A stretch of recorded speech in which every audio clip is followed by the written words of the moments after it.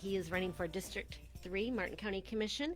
And I want to let everybody know next week I'm not going to be live on air. We're going to pre record the day before on Tuesday, but I will have Commissioner Troy McDonald in from the city of Stewart and Brian Morey. He's running for the school board. So those are going to be a couple of great interviews. They will air on Wednesday, but they'll be pre-recorded and shown here on Facebook Live. So in the studio, I have Blake Capps. Blake moved to Hobe Sound in 1977 when he was 13. In 1988, he graduated from the University of Florida with a BA in history, and in 1991 from Mercer University with a law degree. After law school, he and his wife Robin and their newborn son Jonathan sped right back to their hometown of Hobe Sound. After a short stint in the law practice, Blake and his brother started Capps Roofing Incorporated in January 1993. For the past 31 years, they have provided quality roofing services to thousands of residents in Martin County and surrounding counties. Blake has an extensive background in community service. He served as president of the Hobe Sound Chamber of Commerce in 2008. In recent years, he served as a member of the Hobe Sound Neighborhood Advisory Committee, the Martin County Community Redevelopment Agency, and the Martin County Planning Agency.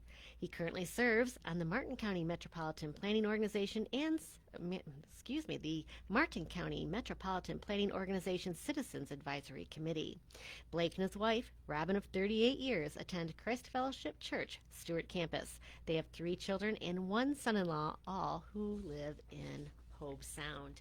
Blake, welcome to the studio today. You're running for District 3, which is currently held by Commissioner Harold Jenkins, who has announced that he will not be running for re-election. You are the 3rd candidate in the race, so tell us, why did you jump in? Well, it's great to be with you this morning. My pleasure. I have learned that this is one of the essential stops in the road to public service, so it's great to be with you here today. As to why I'm running, I have several key issues that are important to me. The first of which is preserving the Martin County difference. As we all know, the Martin County difference has a lot of challenges right now. I mean, there's a lot of changes coming to our community, and I think people, our residents, are very distressed about all of the growth that is happening and how their community is changing. So I would like to preserve the Martin County difference by upholding the comprehensive plan. There's a lot of growth coming our way in addition to the growth that we're already seeing that many people may not even be aware of. You know, there's a lot of growth that's happened in the city of Stewart in the last couple of years, but also in unincorporated Martin County on Cove Road and Canner Highway and down in Hobe Sound. But what a lot of people may not be remembering and thinking about is that there's a lot of growth coming that's already been approved. We're going to have a new town in Martin County soon, in northwestern Martin County, called Newfield. Mm-hmm. It's going to be like 4,000 houses. And Indiantown is breaking ground right now on a new, very large development called Terralago, which will have 2,000 houses. You know, and in thinking about housing developments in Martin County, what housing development has 2,000 houses in it? I mean, that is a massive housing development, and it's already approved. There's nothing to talk about here. It's happening, but there's a lot coming. In addition, there's a new amendment to the comprehensive plan called Rural Lifestyle for Western Martin County. It's already applicable to 3 large parcels of land. There'll be lots of new growth coming there with sewer lines and water lines between those developments. So there's a lot happening, and it's making Martin County residents rather uneasy. You know, you mentioned a few things here I want to follow up on, but Newfield, you're right, 4,000 residences. These things truly amaze me. I grew up in a village of 2,000 people. So, you know, when I think, you know, here's a development, and it's not its own city. It kind of is, but it's it's like overnight. It won't be overnight. It'll be grown out over a few years, but nonetheless, you just have this area, this community built up that's larger than a village I grew up in that was 100 years old. So it was in the rural areas of Michigan, but it's a huge change in traffic and everything else comes along with that. Right. You mentioned the Martin County difference. Mhm. What is the difference to you? Well, I tell you, there are two visuals that always come to mind to me when I think about the Martin County difference. The first one is when you get up on top of those two great bridges going to Hutchinson Island, the Ernest Lyons Bridge and the Evans Prairie Bridge. And you get on top of them and you look to the south and you see Sailfish Point, that little thin piece of land with all of the buildings 4 stories or less. And then you look to the north at the northern end of Hutchinson Island, which is St. Lucie County. And you see high rises, 30 stories, one right after another. And you realize, anew and afresh, what a different kind of place you live in. The other visual to me is you've just landed at Palm Beach International Airport and you're coming home to Martin County and you're coming up 95. You come through Jupiter and you see the big green sign on the right-hand side that says, "Welcome to Martin County." You breathe a sigh of relief, and the air seems a little fresher. And you look around, and you see hundreds and hundreds of acres of wild, native Florida. And you realize, once again, what a different kind of place you live in. So to me, that's what the Martin County difference is. I like that a lot, Blake, and I couldn't agree with you more. When you head south out of Martin County, you cannot tell one municipality, one county from the difference. It's concrete and buildings all the way. You hit the Martin County line, you know you're in Martin County, and you're right. It's the same way when you head north as well. So you move over those lines. Let's step back for a second. Newfield, if you were a sitting commissioner, I just want to get a perspective of what kind of commissioner you would be. If you were a commissioner at the time, how would have you voted to approve Newfield? I think I would have struggled with that one because of the size and the scope of it. From what I know of it, great measures were taken to make it environmentally friendly, and I can see why the commissioners struggle with the decision because of those issues. There's a lot of open space, a lot of preservation in it, which is all good. But the magnitude of it, the idea of having a whole new town, this isn't a housing development, this is a town. Its scope is very large. Do you believe that the commission should be still, and this is, you're going to discount rural lifestyle amendment for a moment here, should be following that comp plan to a T at this juncture, or do you believe it's time that we need to review the comp plan, which is kind of what they're doing, to satisfy possibly Tallahassee, who may come in and say, you guys need to change your zoning regulations? Or do you think for right now we need to just stick with our comp plan? I think the comp plan it's sound. It's not the Bible.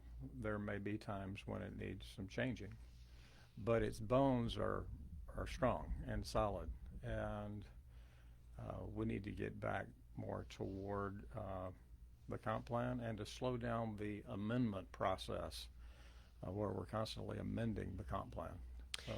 So the rural lifestyle amendment, of course, is in place.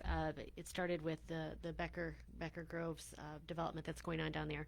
Would have you supported that comp plan, the rural lifestyle comp plan amendment? Well, I'm not a big fan of rural lifestyle. I think it could take us to places we don't want to go.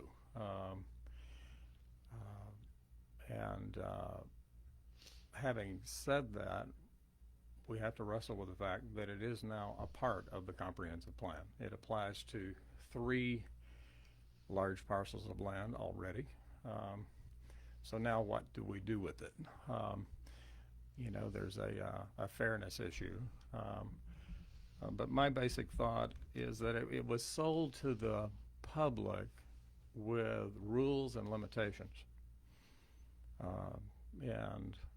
The basic concepts were minimum 1,000 acres, and then the land has to be adjacent to the primary urban services boundary, the secondary urban services boundary, or the freestanding urban services boundary. And in just the third application of rural lifestyle at a place called The Ranch that was just passed, we bent the rules and made exceptions, and did away with one of the most important rules, which was that the land had to abut the urban services boundary. So what I'm concerned about with that is precedent. And what does that say to all of the other landowners in western Martin County? It says to them, come on in, we'll make a new set of rules just for you. And I think that road leads to us becoming Palm Beach County, and other surrounding counties. And Blake, that is one thing. That's one of the reasons why I think so many people were against the rural lifestyle amendment and the Becker, because it was a comp plan amendment, not a standalone approval. And they said it's a slippery slope. Something, they're going to give them an inch, they're going to take a mile, and lo and behold, here's another amendment. With the ranches, is that I know you're talking about the slippery slope, but the ranches project itself, if you were sitting on the commission right now, there was a lot of support on the commission for it. Would you support it, knowing what it's bringing? And it's bringing some good things to different, organizations. But would have you supported that? Well, what I would start out by saying is that the project itself really does have some very nice features. I believe it was 90% open space. It's going to have 175 homes.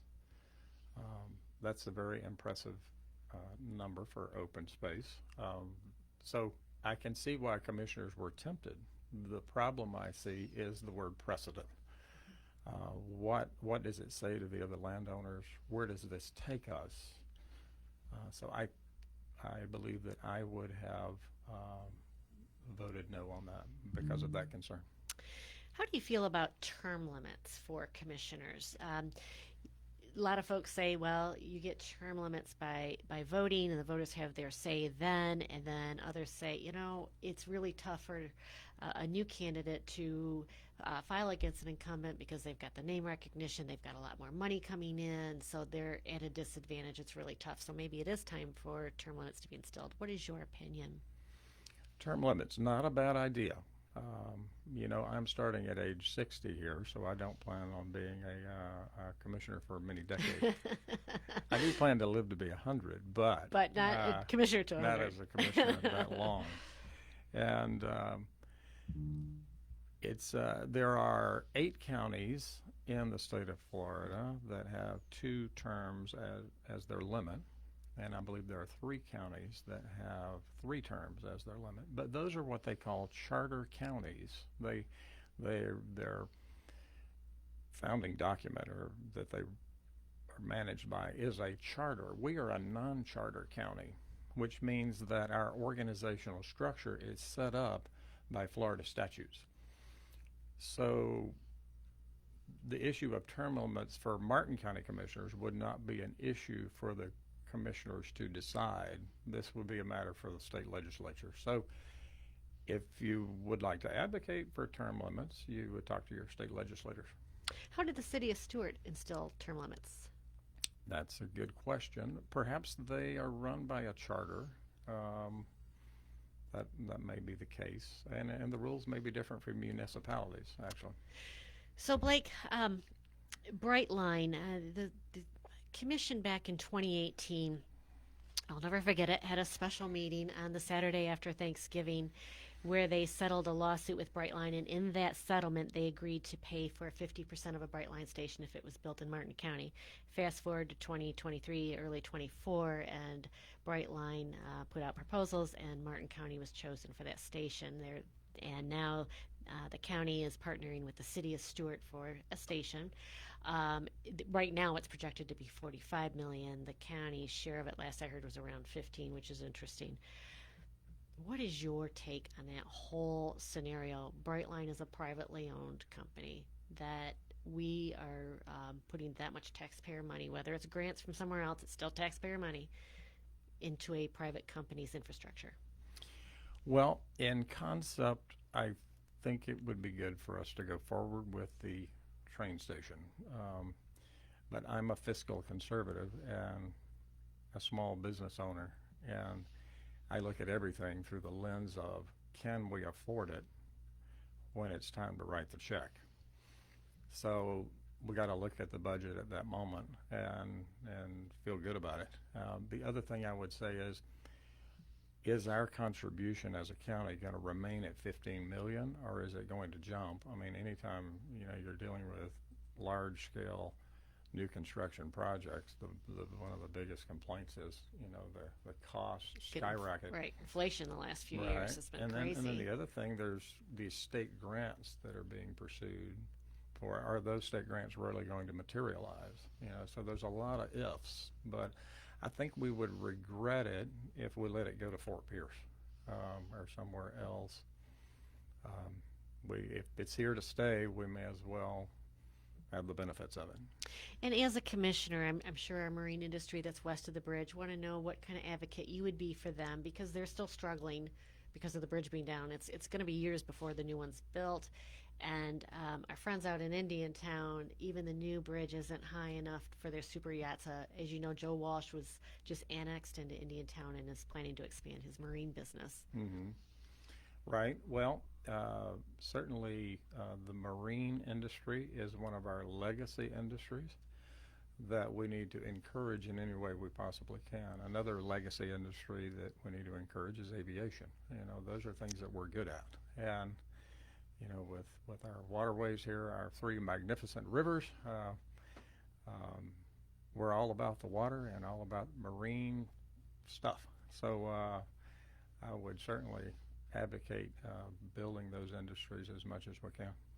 Blake, it's interesting because the water is our lifeblood here in this county, but I did not realize the deep history we have with aviation, and it truly is deep here in Martin County as well. So I agree with you. That's definitely an industry we need to focus on here in the county. So what can you bring to the commission that your opponents, above your components?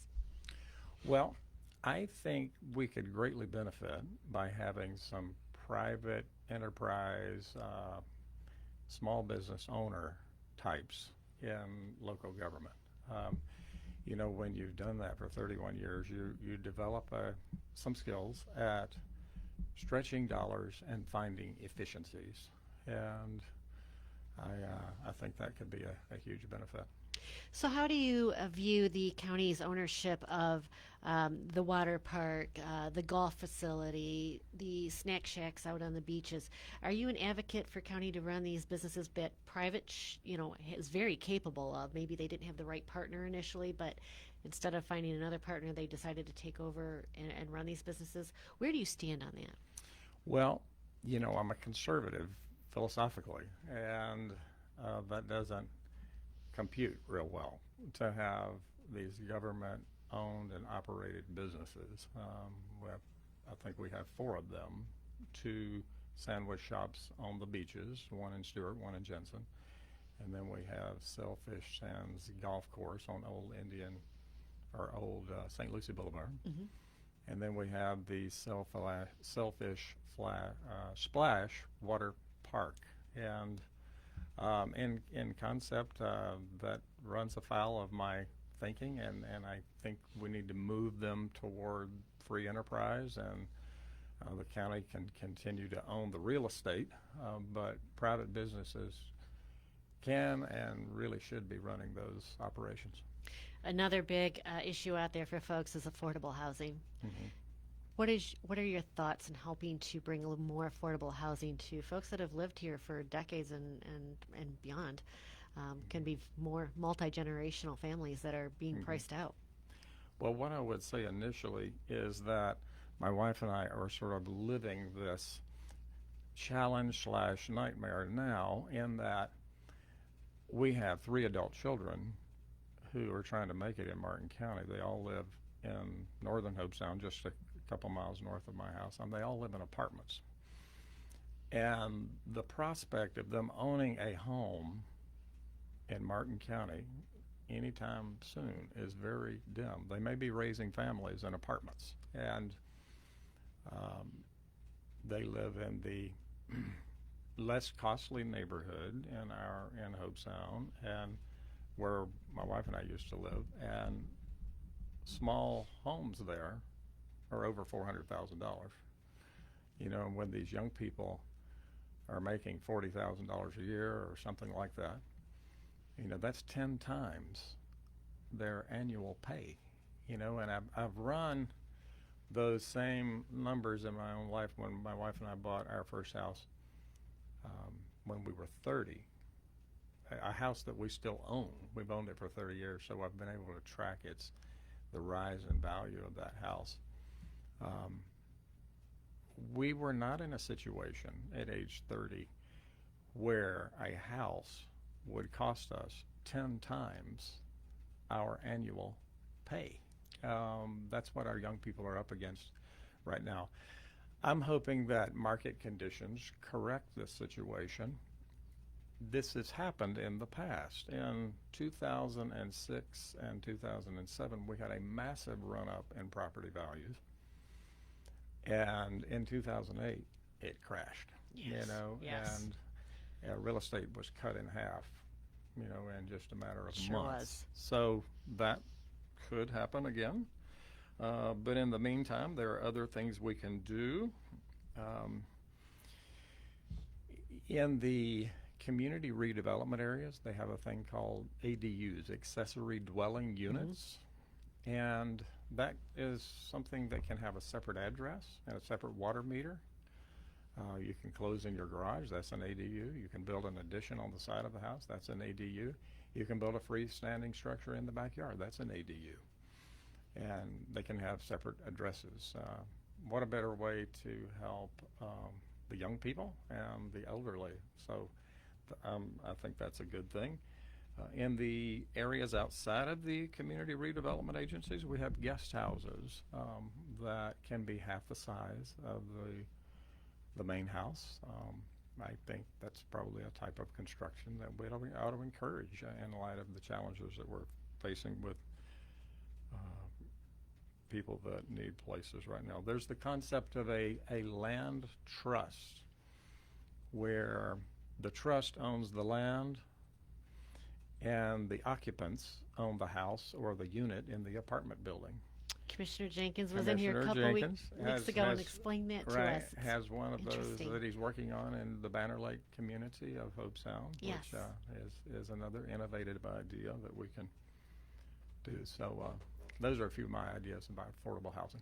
So let me backtrack, because I know there's going to be friends out there go, whoa, that ADU and those half units, that's what's killing us with all this additional traffic and you know, it's kind of cheating the regulations. However, those are already in the comp plan, am I right? Is that you're going off things that they're already there, so you're coming in and saying this is what's available, this is how we can, you know, especially you touched on something, older folks in the community. That probably breaks my heart more than anything else, is they've worked all their lives, they're retired, and now they're getting priced out of homes. And, you know, that's a real tough issue. I mean, it's really something that needs to be addressed. But I did want to kind of point that out. That's already available. Right. Going back to, like, the ranches and Becker Groves, that's a cluster development. So there's been a lot of arguments about that amendment because, you know, it was 1 unit for every 20 acres or 1 unit for every 5 acres, whatever it was zoned previously, where now, as you just said, there's a lot of open space, green space coming with it, but you clustered the houses, so there's 170 homes in one area instead of putting one every 20-acre plot. Are you supportive generally of that kind of cluster development that the Rural Lifestyle Amendment brings? Well, I would be very concerned about it. Let's fast forward a little bit. Let's think about, you know, right now, Rural Lifestyle Amendment applies to 3 parcels of land.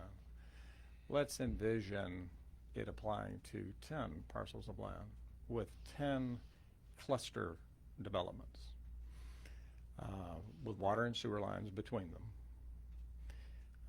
These are going to be higher end homes, $1 and $2 million estates. The folks that buy these homes, are they going to be happy with an ambulance taking 20 or 30 minutes getting to their house, they're not going to be happy with that. They're going to want a fire station out there, or 2 or 3 of them. And they're going to need some convenience stores and some gas stations. So what's going to go between these places? You know, supposedly we're not going to use the water and sewer lines between them to build other developments, but you just need 3 votes to change any of the rules. So where does this lead? Which it leads to more traffic. Right. That's an issue right now that everybody's screaming about. I mean, today, folks, it always takes me around 30 minutes to get to the station. I got here in 15 minutes today. It's like, wow, the snowbirds have went home. Love you, snowbirds, but it's kind of nice, the traffic when you go home. What are some, what do you say to people? Because I know that, the state's also responsible for traffic, and it's a huge issue everybody complains about, but as a county commissioner, you can only do so much. Proving more developments. That's Evan, by the way. He's over there partying, the engineer. What do you say to folks about all this traffic, and what's the solution moving forward? Because people are moving here. It's like 1,500 a day now. It's something crazy like that. Right. Traffic is a huge challenge. Some of the real juggernauts that I see in the county, Cove Road is becoming a huge challenge. Yes. And I sit on the Metropolitan Planning Organization's Citizens Advisory Committee, and I was really surprised to hear that the 4-laning of Cove Road is not going to happen for about 8 more years. I mean, with all the developments going in there and the problems that are presented already, I really feel for people that live in that area of the county. And Canner Highway has really got a lot coming on as well. It's got more lanes, but it's a very, very busy road, and other places too. Well, I've enjoyed this half hour. It's slipped right by. Blake Capps, he's running for Martin County Commission, Republican, District 3. Blake, where can people reach you?